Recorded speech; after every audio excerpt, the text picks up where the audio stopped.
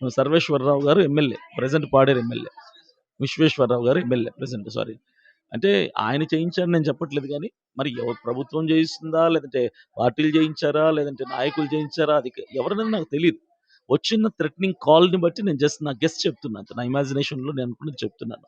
కానీ ఇప్పుడు జరుగుతుందేంటంటే, ప్రవీణ్ పగడాల గారి విషయంలో ఏదైతే జరిగిందో, సేమ్ ఇప్పుడు నా విషయంలో కూడా అదే జరుగుతుంది.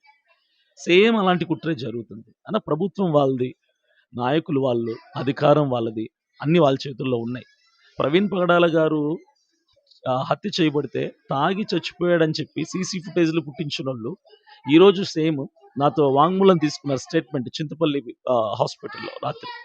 తీసుకున్న తర్వాత ఇన్వెస్టిగేషన్ మొదలుపెట్టినప్పుడు ఏం మొదలుపెట్టాలి? ఫోన్ చేసిన వాడెవడు? వాడిది ఏ ఊరు? ఈ నంబర్ వరకు ఇది కదా!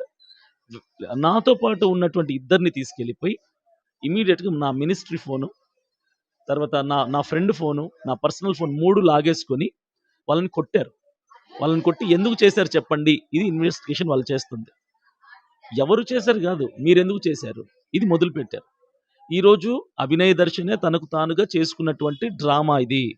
ఇది స్క్రిప్టెడ్ అని నిరూపించే ప్రయత్నం పోలీస్ డిపార్ట్‌మెంట్ వాళ్ళు చేస్తున్నారు. వాళ్ళ వల్ల అవుతది. ఎందుకంటే సృష్టికర్తలు వాళ్ళే. ప్రవీణ్ పగడాల విషయంలో చూసాము. ఏమేమి సృష్టించారు, ఎలా నమ్మించారు ప్రజలని. ఈరోజు కూడా అదే కుట్ర పన్నుతున్నారు. ఖచ్చితంగా దేవుడనేవాడు ఉంటాడు. నిజానిజాలు తెలిసినవాడు ఆయన మాత్రమే. నా పైన ఎప్పుడు దేవుడుంటాడు. నా వెనక ప్రార్థన చేసే నా క్రైస్తవ జనం ఉంటారు కాబట్టి, వాళ్ళు నా మీద ఈరోజు నింద వేసినా సరే, నిజం ఎప్పటికైనా నిజంగానే ఉంటుంది. నిజం నిప్పు లాంటిది. నిజం బయటకొస్తది.